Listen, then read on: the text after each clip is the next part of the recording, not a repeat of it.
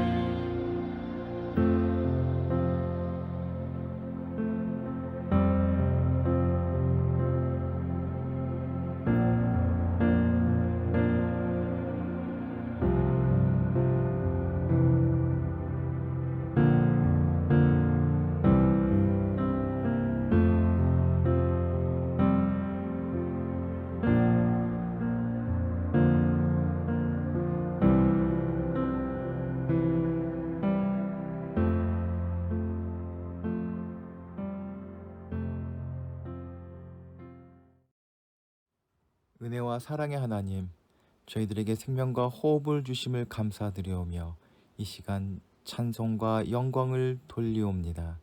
메마른 땅에 단비를 주시사 만물이 신선하게 자라게 하시며 젖은 땅에 햇빛을 비추사 오곡 백과가 숙성하게 하시며 온 천지가 주의 은혜와 축복 속에서 자라고 또 자라게 하여 주심을 감사드립니다. 하나님 아버지, 지난 한 주간 저희에게 베풀어 주신 크신 은혜를 생각하면서 회개의 기도를 드립니다. 주님은 십자가를 지심으로 죄악 중에 죽어가던 저희를 구원하여 주셨습니다. 그러나 저희는 그 크신 십자가 은혜를 잊고 살아갈 때가 많았습니다. 십자가 사랑을 망각하고 옛사람을 벗어버리지 못한 채 구습에 매여 살아갔습니다.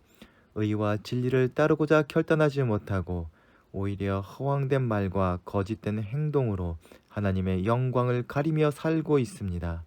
가정이나 일터에서 심지어 교회 공동체 안에서 분노와 시기 중에 살면서 성령님의 마음을 아프게 할 때가 많았습니다. 주님, 저희가 지은 이 모든 죄를 용서하여 주옵소서. 이제부터 십자가의 사랑을 잊지 않고 감사함으로 살아갈 수 있도록 인도하여 주시옵소서. 하나님, 온 나라가 큰 비로 인하여서 어려움을 겪고 있습니다. 주님, 이 비가 속히 그치게 하여 주시옵고 비로 인해 일어난 피해는 속히 복구되게 하여 주시옵고 더 큰 피해가 나지 않게 하여 주시오며 실종된 인원들도 속히 구조될 수 있도록 주님 함께 하여 주시옵소서. 생활이 어려워지면서 증오와 다툼이 심화되고 있습니다. 사회가 어려울수록 신앙이들의 책임이 막중함을 깨닫사오니 주님의 참 자녀로 이 시대에 없어서는 안 될 빛과 소금이 되게 하시고 저희의 완악함과 죄악을 사랑과 긍휼로 해결하시기 위하여 주님께서 이 땅에 오셔서 십자가의 고난을 받으시며 진정한 희생이 무엇인지를 보여주셨듯이 오늘 저희들도 주님의 그 모습을 닮아갈 수 있도록 인도하여 주옵소서. 이 나라의 대통령과 위정자들에게 하늘의 지혜를 부어주셔서 화합과 상생의 정치를 실현하며 희망의 미래를 열어갈 수 있도록 도우시고 분단의 아픔을 안고 살아가는 이 민족을 불쌍히 여겨주셔서 다시는 이 땅에 전쟁의 아픔이 없게 하시고 복음으로 하나 되게 하여 주시옵소서. 이 시간 예배로 나와 주님 앞에 머리 숙인 이한공동체 식구들을 기억하여 주옵소서. 오늘 주시는 말씀이 위로가 되게 하시며 세상을 하나님의 나라로 바꾸는 지혜를 얻는 기회가 되게 하여 주옵소서.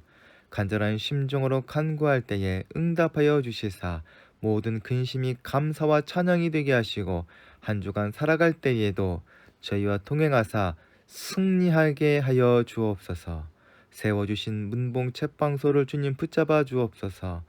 불경기를 비롯한 모든 어려움들이 위기가 되지 않게 하시고 더 크게 성장할 수 있는 도약점이 되게 하여 주시옵소서. 어렵고 힘든 상황 속에서도 힘을 낼 수 있도록 건강을 지켜주시고 판매하는 빵도 아무런 하자 없이 모든 사람들의 기쁨이 되게 하여 주시옵소서. 우리 구주 예수 그리스도의 이름으로 기도하옵나이다. 아멘.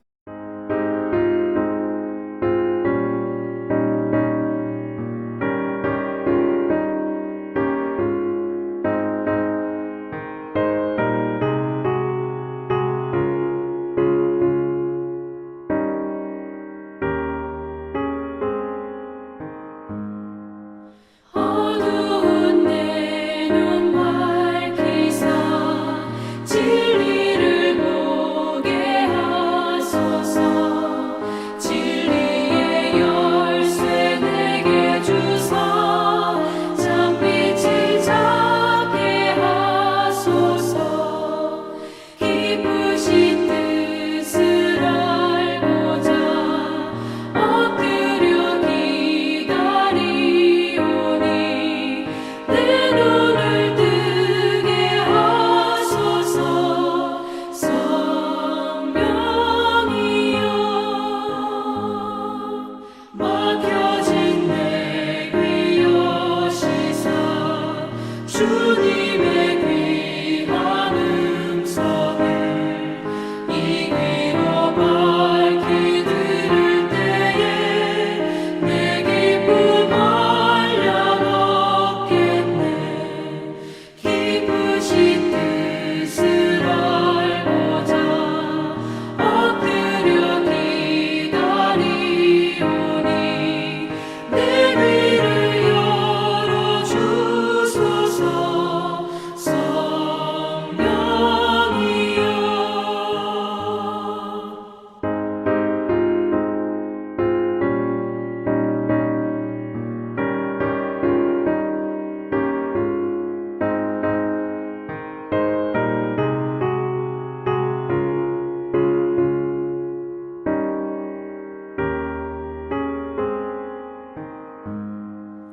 보게진 내일 여시사 복음을 널리 전하고 차가운 내 맘 녹여주사 사랑을 하게 하소서.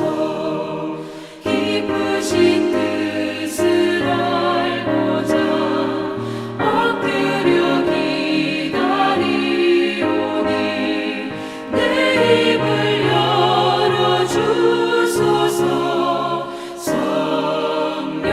성령이여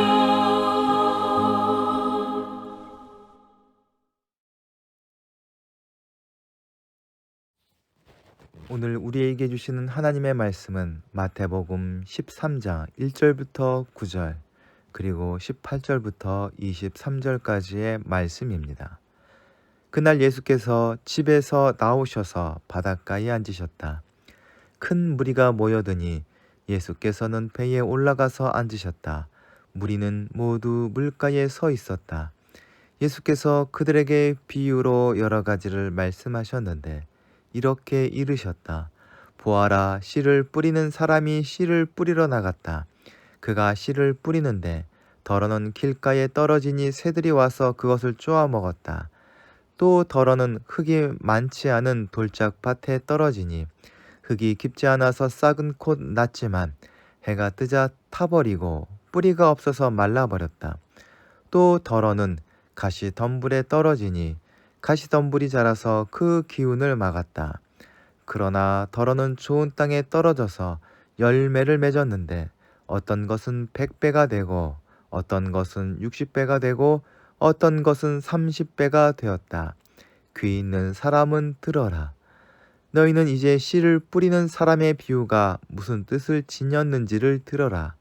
누구든지 하늘 나라를 두고 하는 말씀을 듣고도 깨닫지 못하면 악한 자가 와서 그 마음에 뿌려진 것을 빼앗아 간다. 길가에 뿌린 씨는 그런 사람을 두고 하는 말이다. 또 돌짝 밭에 뿌린 씨는 이런 사람이다. 그는 말씀을 듣고 곧 기쁘게 받아들이기는 하지만 그 속에 뿌리가 없어서 오래가지 못하고 그 말씀 때문에 환난이나 박해가 일어나면 곧 걸려 넘어진다. 또 가시덤불 속에 뿌린 씨는 이런 사람이다. 그는 말씀을 듣기는 하지만 세상의 염려와 재물의 유혹이 말씀을 막아 열매를 맺지 못한다. 그런데 좋은 땅에 뿌린 씨는 말씀을 듣고서 깨닫는 사람을 두고 하는 말인데 그 사람이야말로 열매를 맺되 100배 혹은 60배 혹은 30배의 결실을 낸다. 아멘.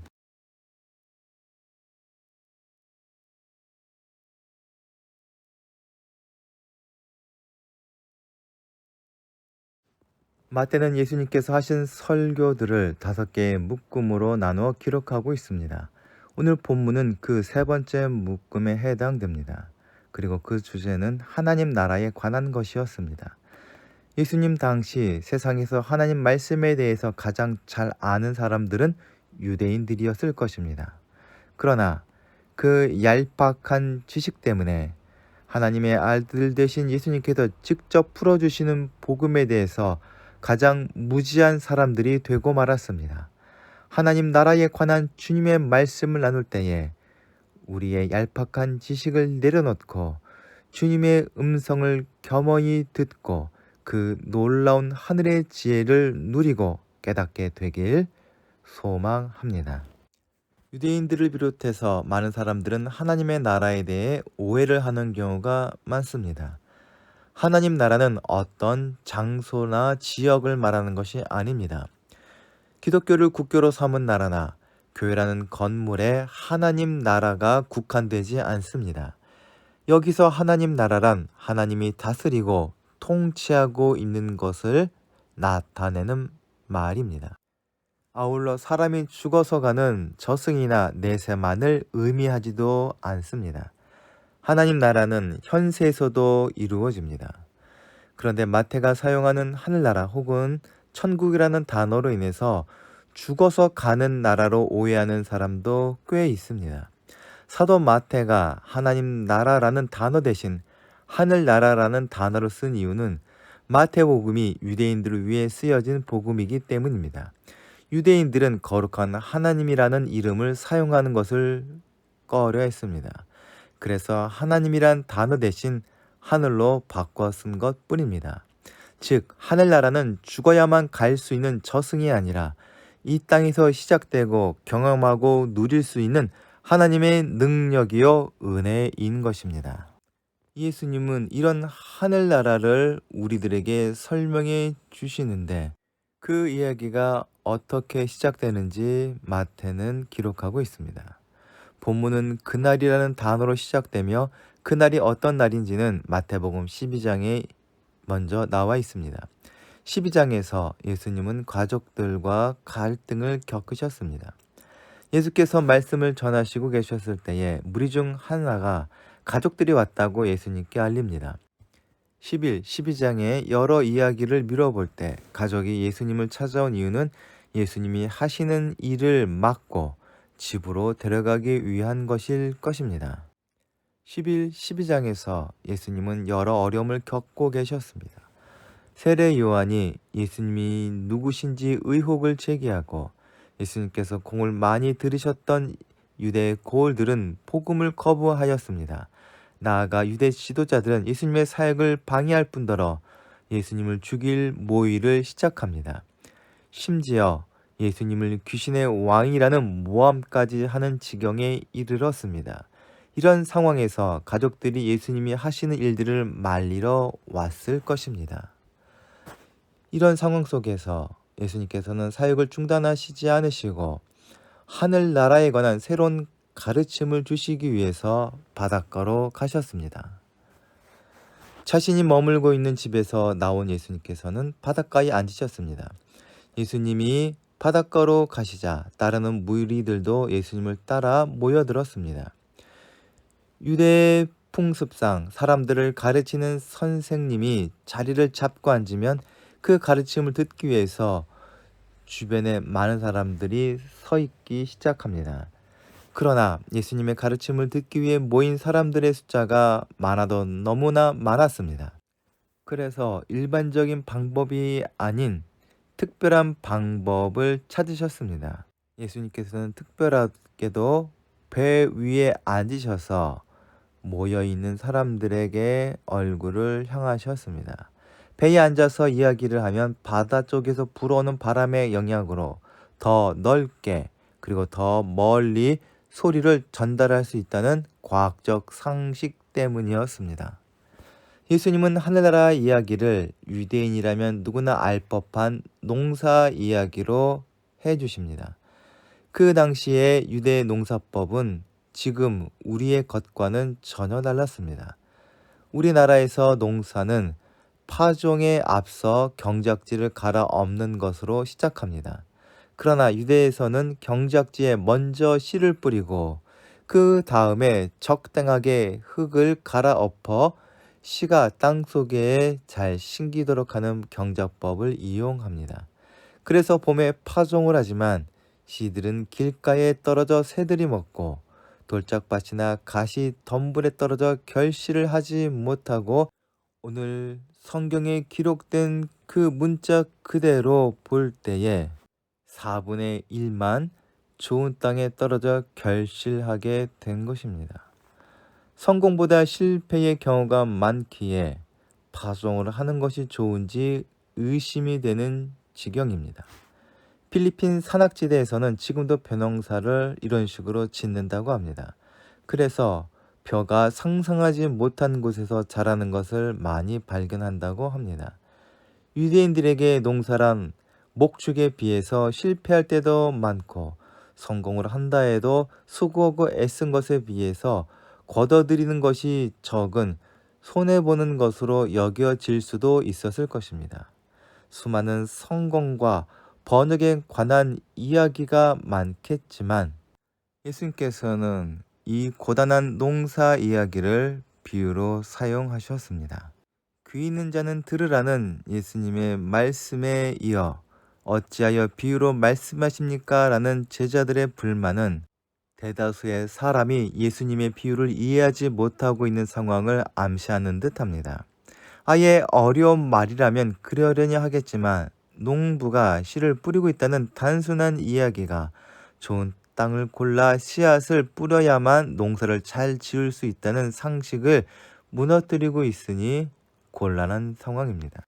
사람들이 못 알아들어서 생겨나는 어려움이 아니라 알아들었기 때문에 혼란이 더욱 커지고 있는 상황인 셈입니다.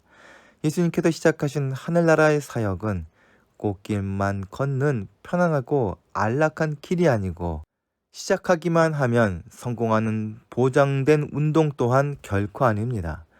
예수 공동체에서 수많은 사람들이 떠나고 있는 실패의 상황 속에서 제자들은 기가 많이 죽었을지도 모르겠습니다. 제자들은 커다란 고민에 빠졌을 것입니다. 우리가 전하는 하나님 나라의 복음이 진정 진리인가? 복음이 진리라면 그렇다면 그것을 파종하는 일꾼에 문제가 있는 것인가? 파종하는 방식이 잘못되었는가? 씨를 뿌리는 자의 비유는 이런 제자들의 고민에 대한 예수님께서 미리 해주시는 답이라 할 수 있을 것입니다. 생략되어 있지만 왜 비유로 사람들에게 말씀하시는지 의아해하는 제자들의 질문을 기점으로 예수님께서는 하나님의 복음을 들었음에도 사람들의 반응이 다양하고 어떤 사람은 적대적인 태도를 갖게 되는지 이야기해 주십니다. 예수님께서 제자들에게 비유를 해석해 주시는 자리에서 좋은 땅은 말씀을 듣고 깨닫는 자라 풀어주십니다. 즉 예수님을 떠나지 않고 남아서 말씀을 듣고 깨닫고 따르는 제자들이 좋은 땅임을 말씀하시는 것이라 할 수 있습니다. 이것이 12장에서 이미 말한 바 하늘에 계신 아버지의 뜻대로 하는 자가 내 형제요 자매요 어머니다 하고 하신 말씀과도 맥락을 같이 합니다. 좋은 땅이 되지 못한 세 가지 땅이 어떤 사람들을 의미하는지 또한 설명해 주십니다. 말씀을 들었지만 깨닫지 못하여 악한 자에게 빼앗기는 길가, 말씀을 듣고 기뻐 받았지만 환난이나 박해로 넘어지고 깨지는 돌반, 세상의 염려와 재물의 유혹으로 말씀이 막혀 결실하지 못하는 가시떨기로 설명할 수 있을 것입니다. 예수님께 와서 말씀을 들었다고 깨달음에 이르지는 않습니다. 빼앗아 가는 사탄, 외부의 혼란과 박해, 내부의 염려와 재물의 유혹은 언제나 가까이에 있는 걸림돌입니다. 이런 것이 예수님의 복음이 선포됨에도 세상이 점점 하늘나라와 멀어지고 있는 원인일 것입니다. 오늘 비유에서 깨닫게 되는 하늘의 지혜는 땅을 가리지 않고 씨앗을 뿌리고 있는 농부의 태도입니다. 사람의 생각에는 땅을 가려가면서 열매를 많이 맺을 만한 좋은 땅에만 조심해서 뿌려야 할 것 같은데, 비유에 나오는 씨를 뿌리는 사람은 그렇지 않았습니다. 엄청나게 많은 낭비와 헛수고를 하는 것처럼 보였지만 이야기의 마지막에는 농부가 수십 배의 결실을 거뒀다는 것으로 끝을 맺습니다. 하나님 나라는 효율적인 전략과 방법을 통해서가 아니라 무능해 보이기까지 한 사람들의 헛수고 같은 노력을 통해서 이루어집니다. 왜냐하면 하나님의 나라는 사람의 노력이나 수고에 의해서 이루어지는 것이 아니라 철저하게 하나님께서 하시는 영역이요 사역이기 때문입니다. 부러지는 씨앗에 생명이 없는 것도 아니고 그 씨앗을 뿌리는 농부의 수고가 결코 의미 없는 것도 아닙니다. 복음이 좋은 땅과 같은 마음을 가진 사람을 만날 때에 놀라운 생명의 역사가 나타나며 그것은 수십 배, 수백 배의 생명의 역사를 이루게 될 것입니다. 복음을 듣고 깨달은 성도의 작은 공동체로서 요한 공동체가 살아가는 삶의 자리는 하나님의 나라를 이루기 쉽지 않습니다. 복음이 외면받고 교회가 손가락질 받는 지경이 되어버렸습니다. 그러나 모든 수고와 인내가 물거품이 되어버린 공동묘지와도 같은 현실에서 하나님은 지금도 잠자는 자를 일으켜 세워 하나님의 나라를 세워가십니다. 그 놀라운 사역을 하늘나라의 소망을 잃지 않은 우리들을 통해서 이루실 것입니다. 그래서 울면서 씨앗을 뿌리는 농부의 손길과도 같은 이한 공동체에 작은 노력과 수고를 통해서 마침내 결실의 가을과 같은 하나님의 나라가 이 땅에 오게 해 주실 것입니다. 이한 공동체는 복음의 씨앗이 심겨진 좋은 받침을 고백하며 세상에 생명된 복음의 씨앗을 뿌리는 농부와 같은 공동체로 세워져 가길 소망합니다.